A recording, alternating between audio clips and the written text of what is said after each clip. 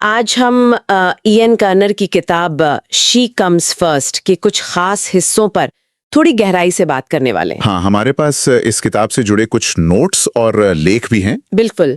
और ये स्रोत, जैसा आपने कहा, महिला आनंद और यौन प्रतिक्रिया को समझने पर फोकस करते हैं। और दिलचस्प बात यह है कि ये पुरुषों के नजरिए से लिखे गए। तो आज कोशिश रहेगी कि इनके जो मुख्य बातें हैं वो सामने लाएं।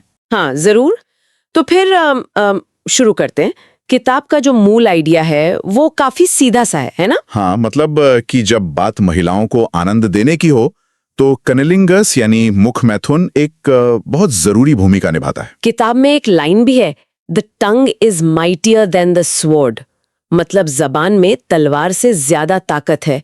सुनने में थोड़ा नाटकीय जरूर लगता है, पर इसका मतलब गहरा है। और ये सिर्फ कहने की बात नहीं है।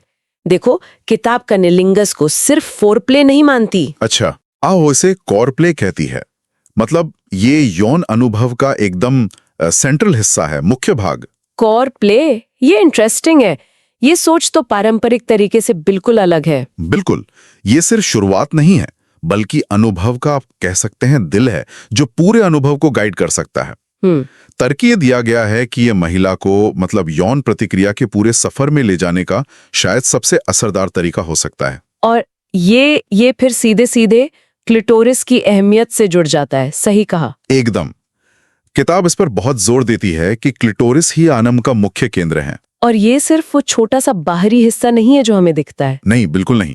किताब बताती है कि इसके करीब 18 अलग अलग हिस्से होते हैं। सोचिए, 18। और 8000 से ज्यादा नर्व एंडिंग्स। ये तो कमाल है। हाँ, 8000 से ज्यादा संवेदनशील तंत्रिका अंत।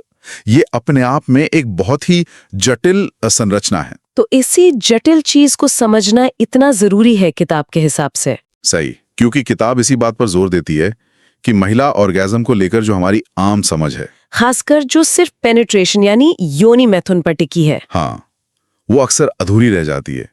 किताब इस धारणा को मतलब चैलेंज करती है। तो फिर मतलब रास्ता क्या है? अगर सिर्फ पेनिट्रेशन नहीं तो फिर क्या? यहीं पर किताब आउटर कोर्स का आइडिया सामने लाती है। Outer course? हाँ, ये इंटरकोर्स यानी योनि मैथुन से थोड़ा हटकर आपसी आनंद पर जोर देता है। इसमें क्लिटोरल उत्तेजना पर खास ध्यान दिया जाता है। अच्छा, तो ये आनंद पाने के तरीके को उस पारंपरिक सोच से अलग कर रहा है। बिल्कुल, जो सोच सिर्फ पेनिट्रेशन को ही सब कुछ मानती है, उससे अलग हटकर। तो इसका मतलब ये हुआ कि क्लिटोरिस को समझना और उसे प्राथमिकता देना बहुत जरूरी है। हाँ, और ये सिर्फ सही तकनीक जानने के बारे में नहीं है, जैसा स्रोत बताते हैं। इसमें ध्यान देना भी शामिल है। ध्यान देना, धीरज रखना और साथी क्या महसूस कर रहा है उसे समझना, ये सब जरूरी है। इसी सोच को आगे बढ़ाते हुए किताब में एक तरह का कनीलिंग्विस्ट मैनिफेस्टो भी है। मैनिफेस्टो, घोषणा पत्र जैसा। हाँ, कुछ सिद्धांत दिए गए हैं, जैसे कि उत्तेजना की जो प्रक्रिया है उसका सम्मान करें। ओके। आपसी आनंद के लिए अपने प्लेजर को थोड़ा रोकें, पहले साथी के आनंद पर ध्यान दें। क्लिटोरिस को उसके हर पहलू से, मतलब पूरी तरह से उत्तेजित करें। और वो पुरानी धारणाएं, हाँ, उन पुरानी धारणाओं और पूर्वाग्रहों से दूर रहें जो सिर्फ योनि मैथुन को ही सब कुछ मानते हैं। दिमाग से निकालना होगा इनको। इसमें कुछ आश्वासन भी थे, मैंने पढ़ा था। हाँ, जैसे कि साथी को आनंद देने से खुद को भी उत्तेजना मिलती है। हाँ, बिल्कुल। और ये कि कोई जल्दबाजी नहीं है, पूरा वक्त लें। और एक और था कि साथी की गंध उत्तेजक है।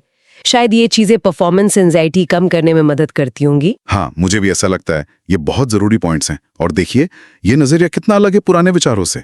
जैसे फ्रॉइड ने क्लिटोरिस की भूमिका को कम करके आंका था। हाँ, ये किताब जानकारी और आपसी बातचीत, मतलब कम्युनिकेशन पर बहुत जोर देती है। बिल्कुल। और जानकारी की बात करें तो एक छोटी सी पर अहम बात किताब ये भी साफ करती है, योनि, वेजाइना और भग, वल्वा के बीच का फर्क। हाँ, ये अक्सर लोग गड़बड़ कर देते हैं। किताब बताती है कि वल्वा बाहरी जननांगों के लिए ज्यादा सही शब्द है, जिसमें क्लिटोरिस और आसपास के हिस्से भी आते हैं। सही, ये छोटी छोटी बातें भी समझ को बेहतर बनाती हैं। और एक और जरूरी बात जो भूली नहीं चाहिए, ये सब सिर्फ शारीरिक तकनीक का मामला नहीं है। अच्छा। स्रोत इस बात पर जोर देते हैं कि मानसिक जुड़ाव भी उतना ही, बल्कि शायद ज्यादा जरूरी है। मतलब सबसे अच्छा अनुभव तब होता है जब आप तकनीक के साथ साथ मानसिक और भावनात्मक रूप से भी पूरी तरह मौजूद हों, दिमाग, शरीर, आत्मा से। हाँ, सिर्फ मैकेनिकली कुछ करने के बजाय उस पल में पूरी तरह शामिल होना। बिल्कुल, अपने साथी के साथ उस पल में पूरी तरह डूब जाना।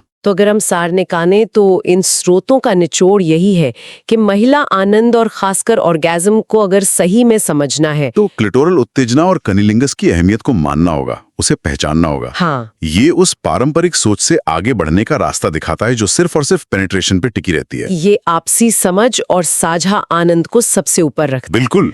और चलिए जाते जाते एक सवाल श्रोताओं के सोचने के लिए छोड़ जाते हैं। अगर हम आनंद को पहले से तय तरीकों से देखने के बजाय साथी की अपनी शारीरिक बनावट और उनकी प्रतिक्रियाओं को समझकर प्राथमिकता दें, तो ये चीज हमारे अंतरंग रिश्तों को मतलब ओवरऑल किस तरह बदल सकती है? सोचने वाली बात।